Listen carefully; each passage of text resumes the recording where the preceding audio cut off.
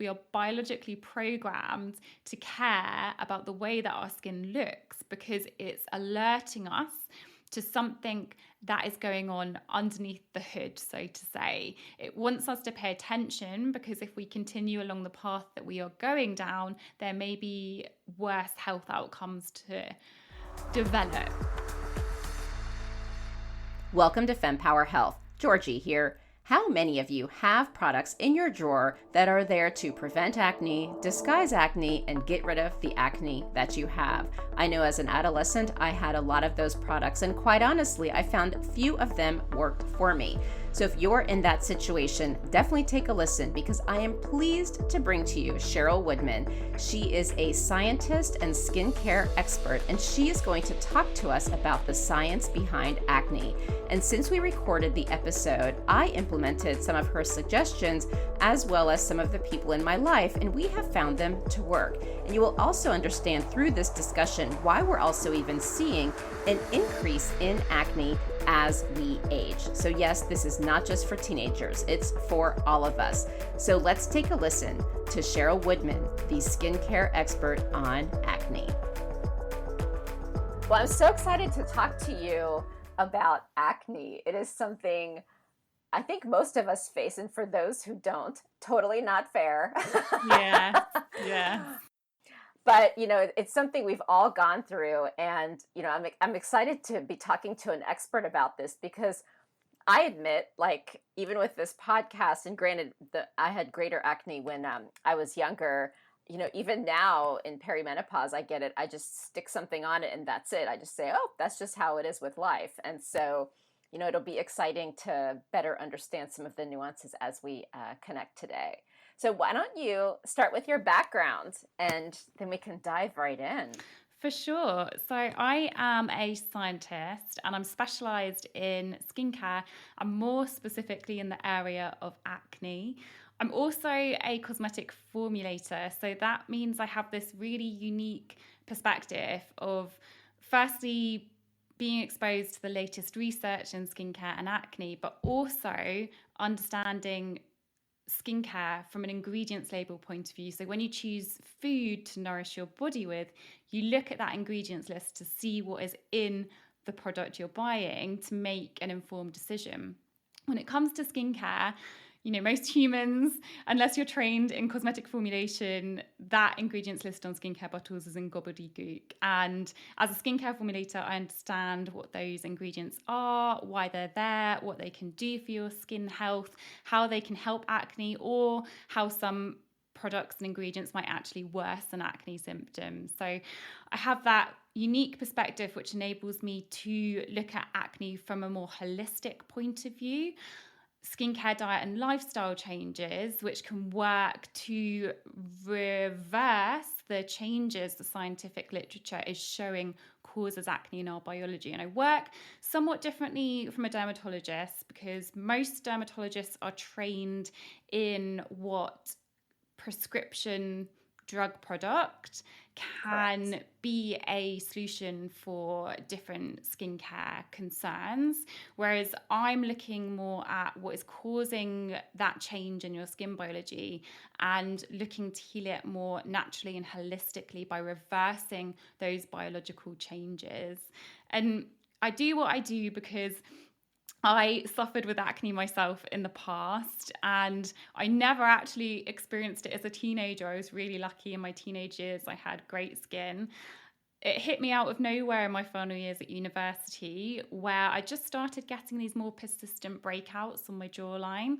And they didn't really bother me that much at the time. They were smaller, less inflamed, and I turned to the usual suspects, acne face washes, to try and get rid of the breakouts I was seeing, and they kind of worked on and off for a while. It was enough to kind of pacify some symptoms, but I definitely noticed cycles of oiliness and dryness and my skin health kind of reducing, where breakouts would take longer to heal than they did in the beginning, and I was getting more pigmentation, acne scars left on my skin. And then that kind of escalated until I was a few years into my first corporate job, And I started getting these huge, painful acne cysts around my jawline, the ones that you're really conscious of because they're so deep rooted and inflamed that as you move or even speak, they are slightly or sometimes very painful.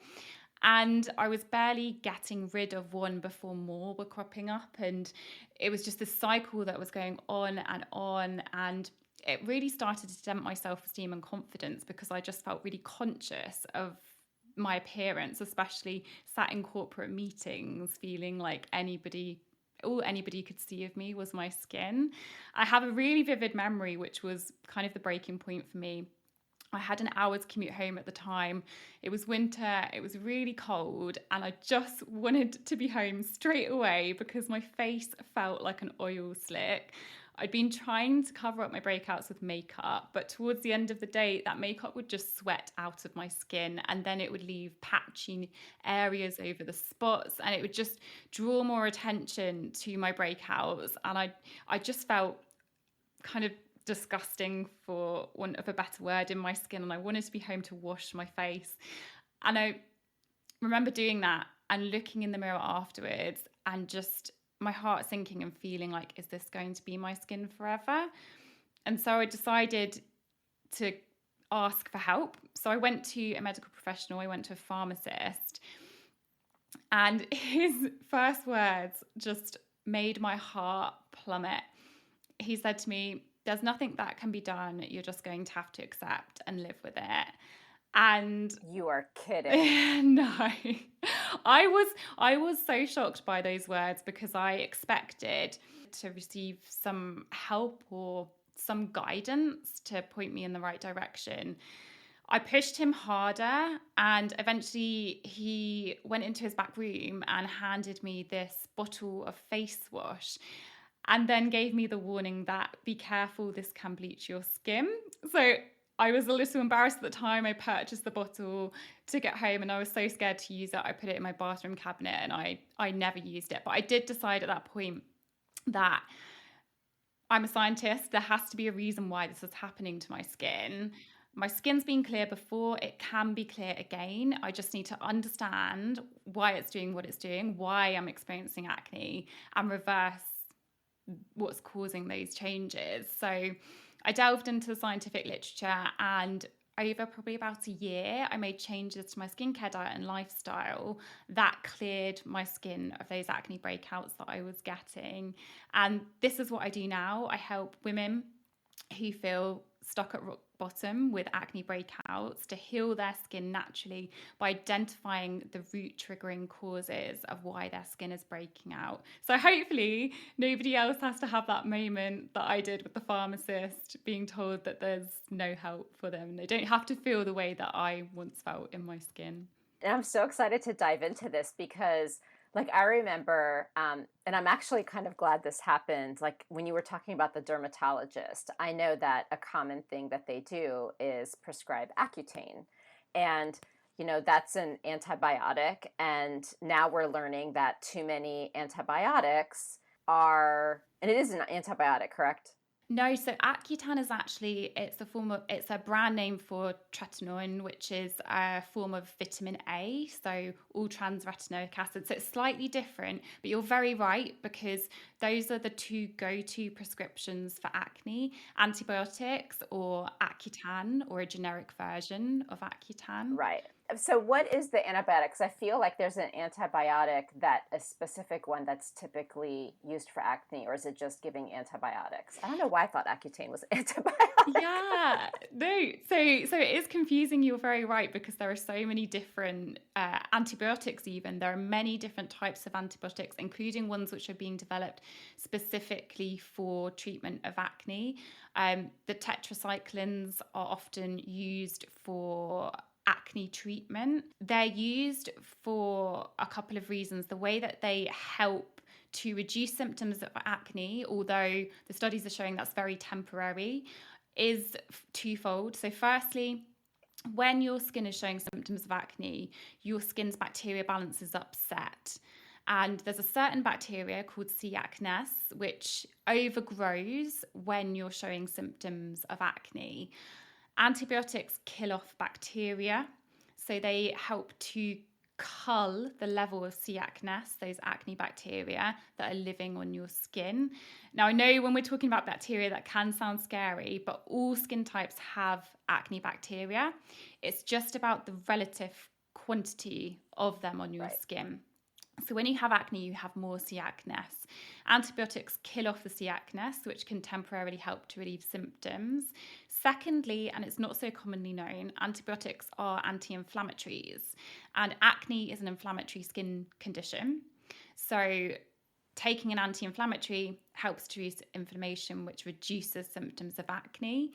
Now, more recent studies are actually showing that about 8 weeks after you discontinue a course of these antibiotics for acne, the C. acnes population levels rebound to the same that they were before you started treatment within 8 weeks. So you're seeing a reduction in your symptoms over those weeks that you're taking the antibiotic. You stop taking the antibiotic, and then gradually over a few months' time, those symptoms come back. But now you're very likely in a worse skin health condition than you were before. Studies are showing us that the C. acnes bacteria have rebounded to the levels that they were before you took the antibiotics, but the good skin bacteria, for example, Lactobacillus species, they are in a reduced population state versus where they were at before you started taking the antibiotics. So those Lactobacillus species actually have an anti-inflammatory effect. So like we just mentioned, acne being an inflammatory skin condition, they're very helpful, and you want to be cultivating the presence of those on your skin. The studies also show that other bacteria that are associated with more negative health outcomes, like infections of the skin. So another one is streptococcus. Those are in a higher amount after taking when your bacteria rebound from discontinuation of the antibiotics. So it's really messing with our bacteria balance that are living on our skin, and it's not in a good way. So antibiotics, in my opinion, they're a very temporary form of acne treatment. They're not getting to the root cause of why you're breaking out, which is also really important. They're definitely like a band-aid on acne symptoms rather than a long-term resolution for acne. Wow, that is such a great explanation. I'm actually glad we started this, because this is kind of a case study of, okay, guys, the quick fixes, so to speak, aren't necessarily the way to go. And what I was also going to get at is with the antibiotics specifically, I've spoken to a lot of gut health experts, and too many courses of antibiotics affects your gut health. And now we're really understanding the importance of that gut health. And so, there's just a lot of negative things that can happen with these quick fixes.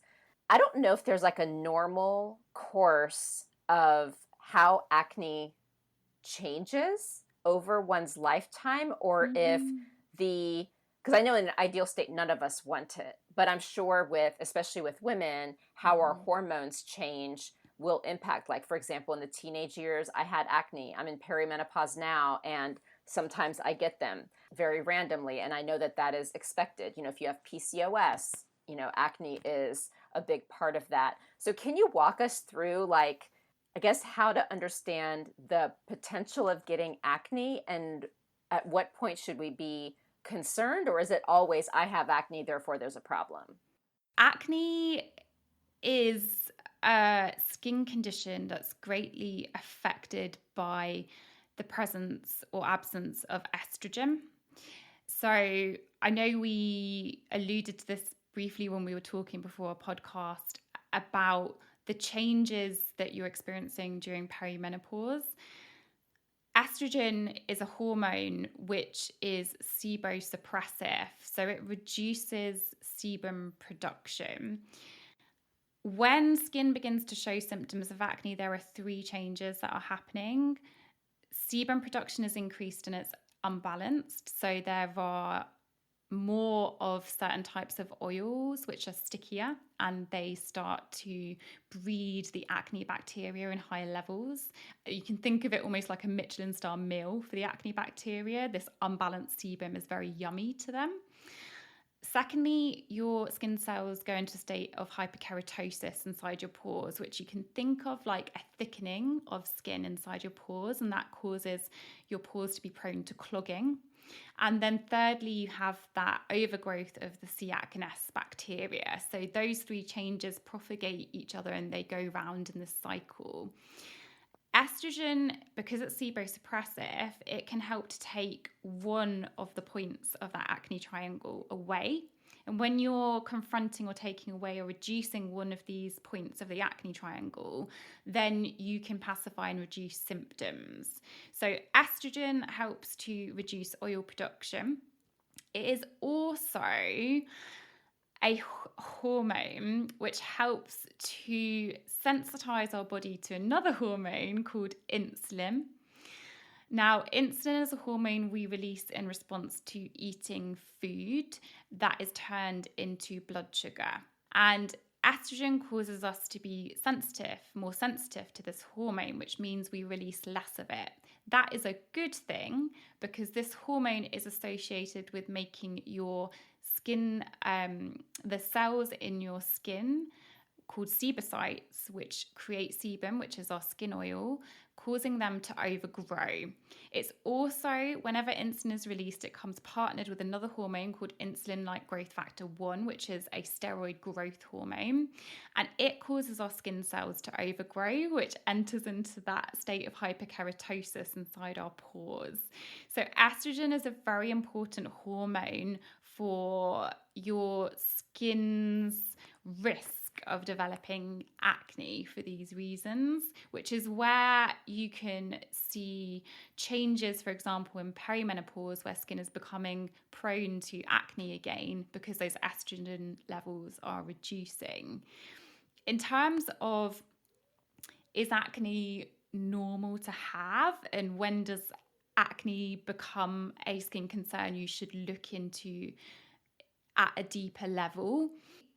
If acne is happening for you very sporadically and it's not highly inflamed, so you're not getting big cystic breakouts along the jawline, maybe you're getting a few breakouts here and there once a month, but they heal very quickly, they're not persisting, they're not scarring.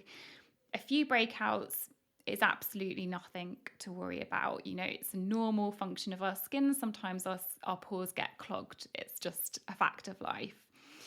However, if you're having persisting breakouts and they're happening at the same time every month, so you're sensing some patterns that are forming there, and those breakouts are more inflamed, they're barely healing before the next ones are coming along, then you're getting into a skin condition where you should really be looking for help and assistance and to understand what your body is trying to communicate to you. Because at the end of the day, the skin is this beautiful organ that we can actually see.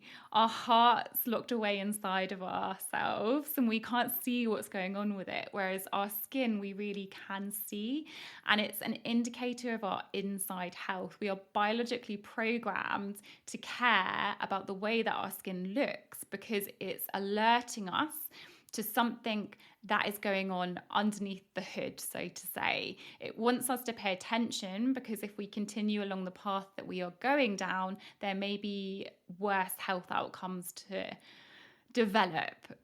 So you talked about perimenopause. What about in adolescence? I mean, I think generally you're saying the theme of when to be concerned, but it seems like in adolescence it's a bit more prevalent and more common. So I don't know if there's anything you wanted to comment there because, you know, in all the interviews that I've done on the podcast, you know, our hormones are changing a lot and someone doesn't have their cycle regulated until in their early 20s, mid 20s. And so there's so many vast changes. And honestly, same with perimenopause. Your hormones are just going crazy until you hit menopause where they get more stabilized. And so I think that I can't remember what the term that some of the experts use. It's like something about like repeat adolescence or something like that, because now you're going through what you went through as an adolescent. So is there anything you wanted to comment there? Or is it just whatever you just explained applies regardless of your age, even if teenagers are just known to have the acne? Yeah. So teenage acne, going through puberty, is commonly associated with symptoms of acne and breakouts.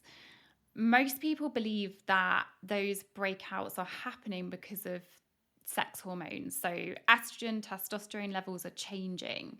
Testosterone is the hormone which speaks to our sebocytes, those oil-making cells, and causes them to become more activated. So they start to grow, release more sebum, skin gets oilier, and that can kick off the acne-causing cycle. What most people aren't aware of is that during puberty, you also go through a period of insulin resistance. So you imagine that period of puberty is also rapid growth phase, and insulin hormones are growth hormones. So you can see why and how that's happening. Insulin resistance can be exaggerated and worsened by a Western diet. The classic Western diet tends to cause a condition of insulin resistance within our bodies. So it's important to understand whether, like you mentioned, it's just your hormones sorting themselves out, going through a period where they're more unbalanced and that's causing the acne, or whether that is exaggerated by a level of insulin resistance that is being caused by a Western diet and lifestyle.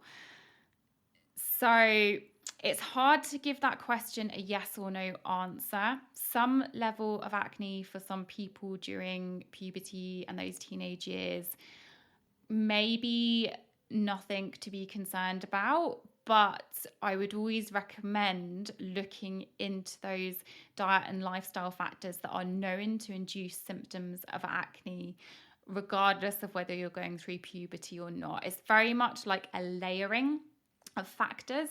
So the sex hormone changes that happen during puberty may not cause acne for an individual. However, if that individual has many other factors that are kicking off the same hormonal pathways within their bodies, and it's filling, if you imagine a basin of water and your hormone changes have put in a couple of cups of water, and then the Western diet and lifestyle is like having the taps on full throttle and it's also filling that sink. So it's definitely important to, investigate if anything else is triggering those symptoms to occur within the skin. And, as I'm listening to you, I'm like, now I don't eat gluten or dairy. I feel like I'm more of an intuitive eater, but I also just don't have the gluten or dairy. And honestly, me being black and white about that has helped, because I have to say no to those and I make healthier choices. But I tell you, when I was in college, I'd eat Hungry Howie's pizza. When I was in high school, I'd go to Subway all the time and get those big Subway sandwiches with the white bread and the cheese and all those things. And I didn't have a horrible, horrible acne, but I definitely did. I hear you. My breakfast when I was younger, I look back on it and I gasp. I was and I still am a chocoholic, and I used to have Cocoa Pops with a huge amount of milk. I'd literally drain it so that the Cocoa Pops would make the milk go all chocolatey and leave that the last little mouthfuls. And then I would have white processed bread with a huge layer of chocolate spread on it. And if my parents would let me, I'd have 2 pieces of that as well. So yeah, I look back and I'm horrified. That's so funny. But it's funny because now I feel like with the internet and social media and stuff, younger kids are kind of starting to realize, you can't really eat that way. So, so it's interesting. I posed this question of what are your acne questions on social media? And they were all related to, can I eat this? So one was, does a gluten-free diet help? Another was, does junk food, make a difference? And, I guess what I would like to know, because we've already kind of alluded to diet being a factor, and I assume you would have a broader answer than yes or no. Hmm. And there's obviously junk food is probably a no. But I'd love to get your reaction on what are some of the specific triggers and things to avoid that are universal, or is it Hmm. truly a one-on-one discussion because there's way too many factors to take into consideration? Yes. So the answer is actually a little bit of both. There are some individual factors for people, and then there are also some overall principles which will help to cultivate the foundations for clear skin. And that's not as simple as just avoiding a certain food. It's about the pathways within our body that are being triggered by a food group, for example. So, where we talked earlier about the hormone insulin, insulin is released in our bodies when we eat foods that are broken down into blood sugar, which is glucose in our bloodstream. So, foods which cause our blood sugar levels to rise very quickly cause the need for more of this insulin hormone to be released. Therefore, the number one principle of any scientifically sound acne diet is to keep your blood sugar levels very stable. And there are multiple ways that you can do that. But some of the classic food groups, so most people associate sugary foods as causing these spikes in blood sugar. But actually, refined carbohydrates, so the white bread, for an example, has a much larger impact on your blood sugar levels than table sugar would, for example. We're always looking at those, what you might term as junk foods, the sugary snacks as the culprits, whereas actually the refined carbohydrates have a much greater impact on your blood sugar levels and therefore your skin health. I do have a free one-page cheat sheet, which is a list of yes, no, and sometimes foods, which we can maybe link up to in the show notes, which makes a really great Sure. starting point for that number one rule of an acne diet for keeping your blood sugar levels really stable. And this is the difference between, I often have clients come to me saying that they're eating really healthily already.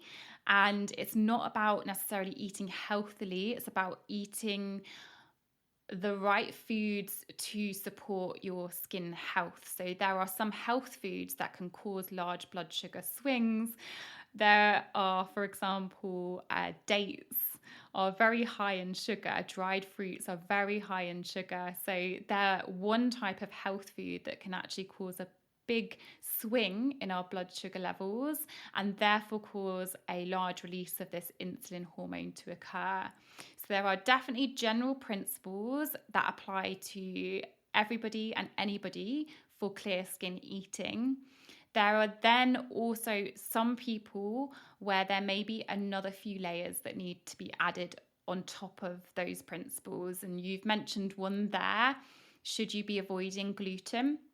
Gluten is very much one of these food allergens that some people are reactive to. You may not be reactive to it from the point that you're experiencing the common bowel symptoms, but you may be reacting to it in your skin because there's an underlying level of inflammation that's being caused within your body because you have an intolerance, not necessarily an allergy. So for some people going gluten-free, they will see a reduction in acne symptoms, but that's not one of the foundational principles necessarily of clear skin eating. I think I'm in the gluten intolerance category, but I do notice Mhm. sometimes I will cheat, but I get like my skin is like a little uneven. And then I had tried the AIP diet. And, I'm saying this story because there may be little things that people have with their skin, not just acne related. Like I have keratosis pilaris on my arms, even. And when I did the AIP diet, it was completely gone. Oh, I clear wow. my throat a lot, so there's something I'm eating that's making me clear my throat. I used to have a runny nose. I figured out it was red meat. And so it's really interesting how the diet manifests in so many ways, not just acne. And, would you say that it may not be like when I was telling you about the little dots that appear on my head, it just like is like uneven and just like bumpy. It's not Yes. really like acne. Mhm. So it seems like the diet can have an impact on just overall even skin, right? Absolutely. And yes, absolutely. I'm thinking of one of my clients in particular because when we healed her acne, she also said to me, the food changes that we've made, I had KP on my arms and now it's completely resolved. So these changes, like we spoke about before, your skin is a presentation of your inside health.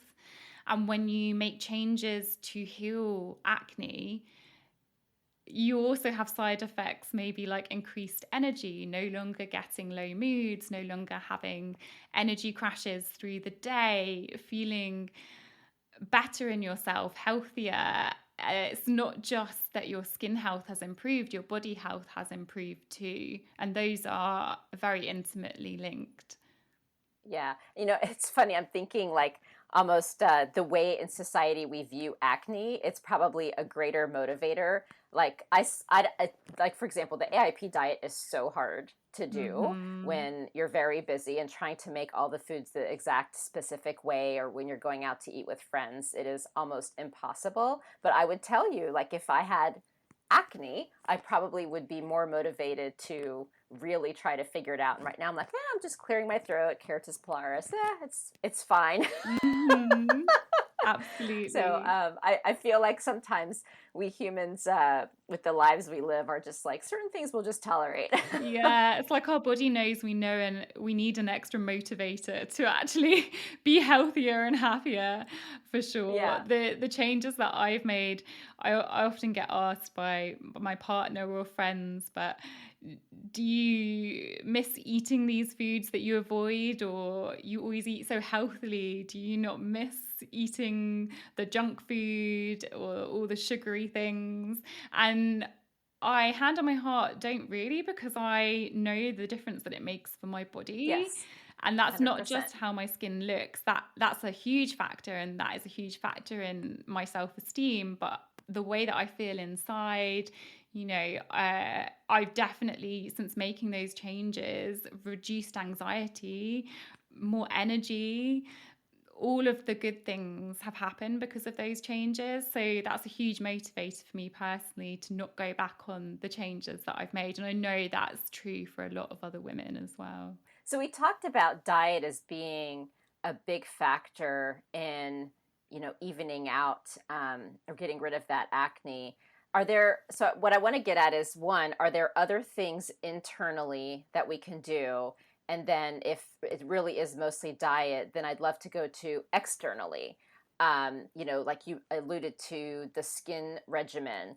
Then there's the quick things we do. Like I discovered recently from at the gym, this woman was using these acne patches, and so they're Mm-hmm. clear patches. Yeah. And again, I don't know better, and I don't get acne often, so of course I went on Amazon and ordered the patch. And I Mm-hmm. think they made a difference. I didn't really do a clinical trial on myself to Yeah. see if this acne was healed better with it or without.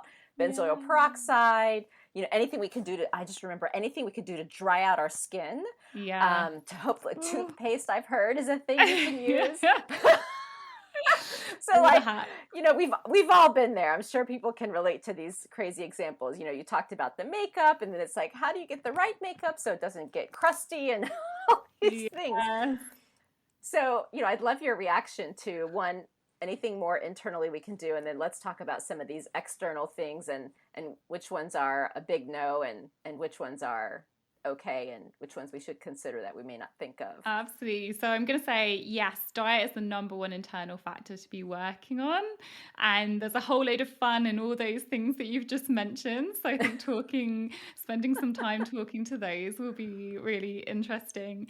Those acne patches, yes. So there are so many different kinds of those acne patches. There are ones which actually have no active ingredient in them whatsoever, and they're just sealing the area of your skin, and they can be highly effective for speeding up the healing cycle, because what's happening when you have a breakout is that your skin barrier is really disrupted. So when your skin's really healthy and happy, you can think of it as being like a shield. When you have a breakout, there's a hole in that shield that's formed, and your skin's job and function is to protect you against the external environment and to prevent bacteria that live on those very top levels of your skin from getting deeper into your skin and causing infections. And when you have that hole in your skin shield, those bacteria can get deeper into your skin at that moment in time, which is actually what causes a lot of the inflammation that you start to see in the redness. And environmental allergens, pollen, pollution particles, those are also getting more deeply into your skin, and that is very stressful. So your skin's diverting all of its resources to fighting this war. Whereas when you put these spot stickers on, you're sealing off that area and you're reducing the skin stress levels. So therefore your skin can divert some of that energy to fighting the war towards healing the acne lesion that is in your skin at that moment in time. So the acne patches can be actually really, really helpful for that. There are lots of different kinds. Some of them even go into, if you remember, nicotine patches that people will wear, on their arms. So they have microneedles on them, which sounds scary, but they're super, super tiny needles that you don't even feel when you're putting this patch onto your arm. And there are some acne stickers that have these microneedles that deliver active ingredients that can help to heal acne quicker into deeper levels of your skin, which is where it's going to be much more effective. So there are those two different kinds, and yes, they're definitely something that I recommend to use for helping to heal acne more quickly, but they're definitely not something, if you're experiencing many breakouts, that you should be relying on to heal them. You should also have a really supportive skincare routine that's helping to improve your skin health versus getting rid of acne. So whenever I'm creating a skincare routine for somebody, it's never my number one aim to get rid of the acne. Actually, getting rid of acne with skincare products, if you know which ones to use, can be done very quickly, but you'll end up with side effects and long-term, usually a worsening of acne symptoms.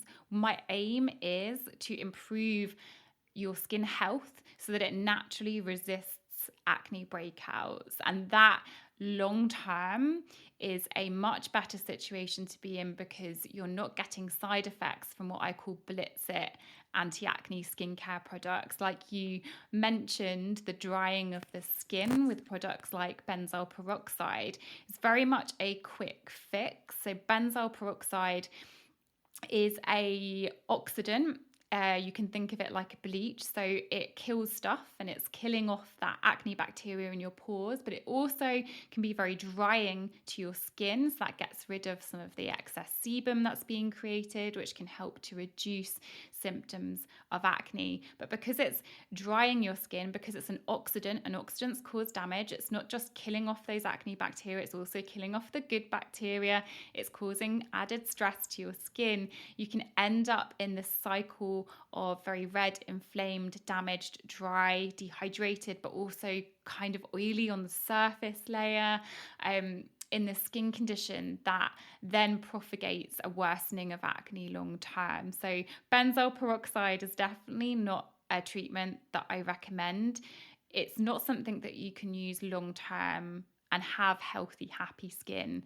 And that's what the goal is, to have really healthy, happy skin and not be constantly having to use a number of different skincare products, because the benzoyl peroxide is causing the dryness of the skin, but it's getting rid of acne. So then you add in more products to confront the dryness, but those other products might be causing pore clogging. And then instead of getting red inflamed spots, you're getting microcondones on your forehead.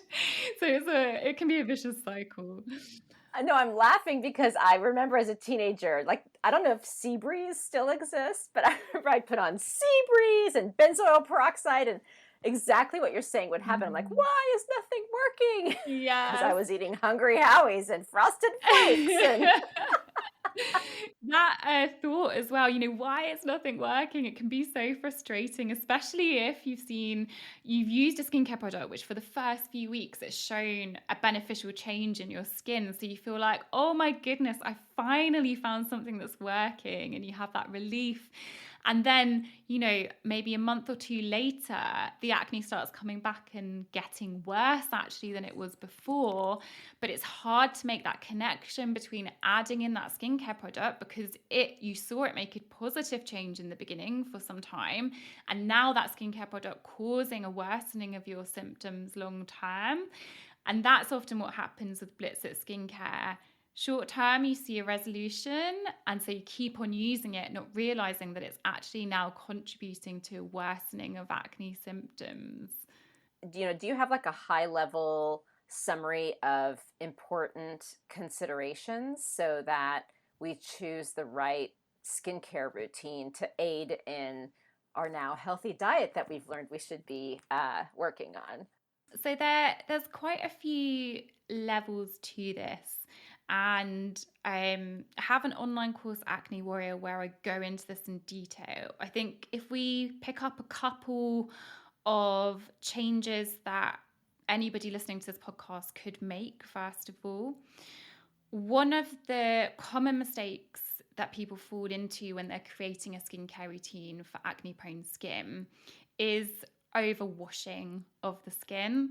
So in my opinion, in my scientific opinion, overwashing of your skin is washing your skin more than once a day.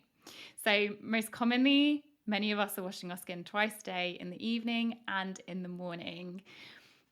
The reason why overwashing can be very damaging for our skin health is because our skin has what's called an acid mantle. This acid mantle helps to keep the good bacteria thriving and prevent the bad bacteria from overgrowing. So I don't know if you're aware of the pH scale. Yes. Yes. So it runs from 0 to 14. Think of it like a ruler. And lemon juice is very acidic, so that rates a pH 2 on that scale. 7 is neutral, and tap water is usually somewhere above neutral. If you're in a hard water area, your tap water has a pH above 8.5, and then the very alkaline region around 12 to 14, that's bathroom cleaners, bleachers, and so on. Our skin has a natural pH level of below 5 when it's at its healthiest, somewhere between 4.2 to 5. Now, tap water is a higher than that, and studies have shown that just one washing procedure of your skin with tap water is enough to raise your skin's pH level. But when our skin is really happy and healthy, it can re-acidify itself within an hour or so. The more times we're washing, the more stress we're putting onto our skin.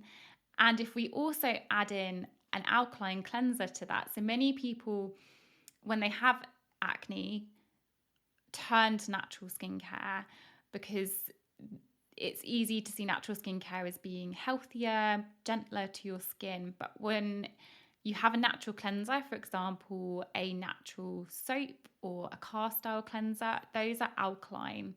And some of those can register a pH level as high as 9 to 12.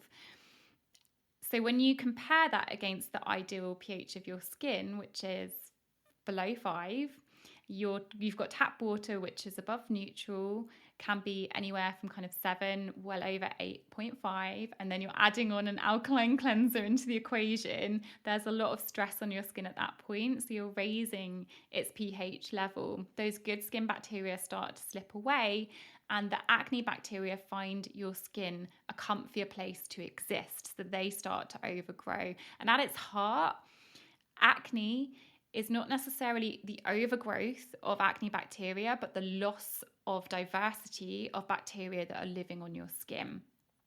When your acidity level increases, it encourages that loss of a diversity on your skin.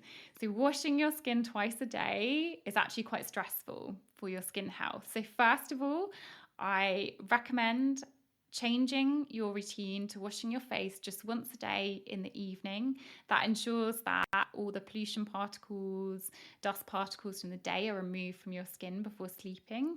And so long as your bed sheets are clean, there's really no need to be washing your skin again in the morning. It's more of a Western marketing tactic to have us washing our skin twice a day.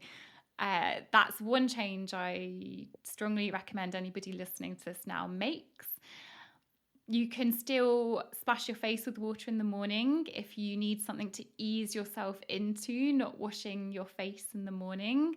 And then you could also use, for example, a swipe of refreshing toner, which is pH balanced, instead of washing your face in the morning. So that will immediately start to improve your skin health. Some other tips for what to avoid and what to do instead. So it's really common to want to not moisturize your skin when you have acne, because acne is commonly associated with oily skin. Right. Like we spoke about with the skin barrier, when it's upset, it's letting in bad bacteria that live in our skin much more deeply. When we skip that step altogether, we skip the moisturizer, that is causing a decline in our skin barrier health. So you definitely still want to be using a moisturizer in your skincare routine. It's just about that moisturizer being the right one. When many people turn to natural skincare, a moisturizer that I think it's still very popular, it's still recommended on Google for acne-prone skin, is coconut oil. Now, coconut oil can actually make acne worse. It's recommended for acne-prone skin because coconut oil can have some mild antibacterial benefits, which helps to reduce the acne bacteria that are overgrowing on skin. However, the reason why coconut oil has that antibacterial benefit is because it contains an oil or fatty acid called lauric acid. Now, lauric acid rates as highly comedogenic. In science, we have this ruler of comedogenicity, which is how likely an ingredient is to block your pores. Coconut oil rates a 4 out of 5 on that ruler. So 5 is the maximum that something can rate. And actually cocoa butter rates a 4 out of 5. Coconut oil is 50%, around 50% lauric acid. So it has a high potential to be comedogenic when you're using that on your skin. You also want to ensure that moisturizers don't have a high amount of coconut oil. It's about finding the right moisturizer for your skin type and for your skin being acne prone, not about not using a moisturizer. You know, I used to have a really oily T-zone, and I have found through diet, and I actually use Belief's Aqua Bomb. So you can imagine from that, it's like highly moisturizing, because apparently I didn't realize this. I have dry skin and a little bit of rosacea. And I am now a believer. It's kind of like when, you know, low-fat yogurt, and you look at the back, it's higher in sugar, so it tastes better. But, so now I eat high-fat. So it's like I'm proud to say I've overcome that, avoiding the things that dry out the skin. And it actually is helping, and it feels so like opposite of what one should do. Yes, definitely, because it's that oily nature of the skin which we're associating with acne, and it's nice to remember that normal skin types also have all of these oils. It's just that they're in the right proportions and the right quantities, and when they are in those portions and quantities, skin doesn't look oily or greasy. So it's about understanding that change in the sebum, and therefore what natural oils you want to avoid. So when skin becomes acne prone, it's creating more of an oil called oleic acid. Now, certain natural oils also contain oleic acid, and so you don't want to be pouring more oleic acid onto your skin, because that's just exaggerating the symptoms and the cycle of acne that you're in at that moment in time. And that can cause a strong worsening of acne symptoms, because actually oleic acid the bacteria, the acne bacteria that live in our skin, they break it down into what's called free oleic acid. And in that state, it becomes what's called in science a biofilm and virulence factor, which essentially means it makes it really easy for the acne bacteria to hang around. So a biofilm in science, I describe this as if somebody was staging a protest. Maybe they want to prevent a building from being knocked down, and they're there as an individual. Now, if somebody comes to remove that individual, it's really easy for somebody to pick that person up and take them away. But if that person is there with many other people and they all hold hands and they sit down, that one person isn't going to be able to move that ring of people. And this is what a biofilm of acne bacteria, you can think of it like this. It's lots of acne bacteria holding hands with each other, sitting down and staging a protest inside your pores. And when they're in this biofilm condition, they're really resistant.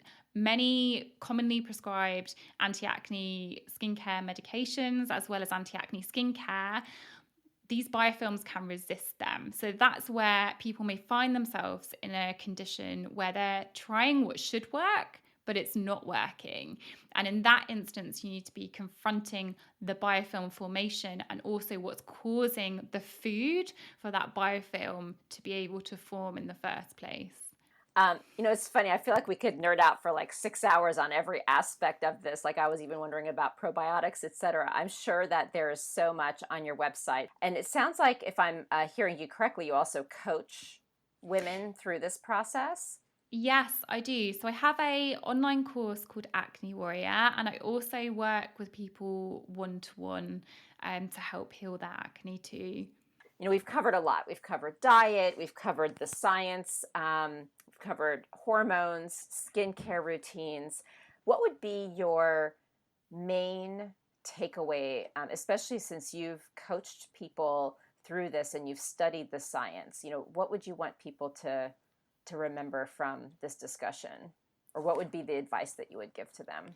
Yeah, so the number one piece of advice, the big mistake I see many people making is it's easy to see acne as a symptom that's external and want to treat it entirely externally. So we see something changing on our skin and we reach very naturally to skincare to want to relieve those symptoms and to get rid of acne.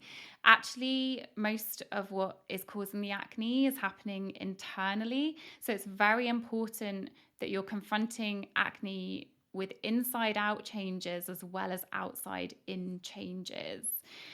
Acne cannot be healed with skincare alone in a healthy way. And actually, skincare in itself is much more than just the products that you're putting on your skin. Skincare is good skincare. Skincare is good diet. Skincare is good lifestyle. So it's all encompassing of those. Thank you. Wow, this discussion blew me away. I am so happy that we connected and that you truly understand in depth the science behind acne. And my hope is that people hear this and they follow your words of wisdom, follow you on social media, and take your courses as needed. This was really, really great.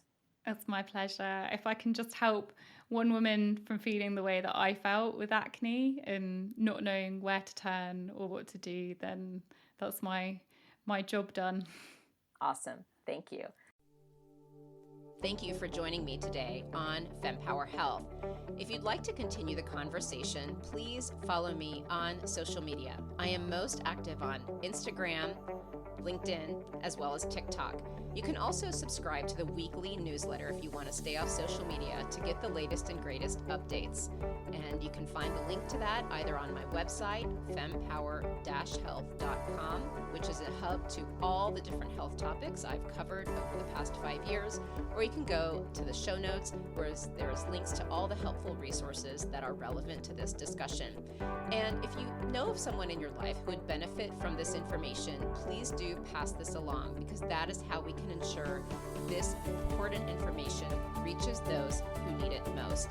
And for anything that is discussed medically, please understand that none of what we share on Fempower Health is medical advice. It is all for information purposes only, and only a conversation between you and your doctor give you the care that you need. Thank you very much.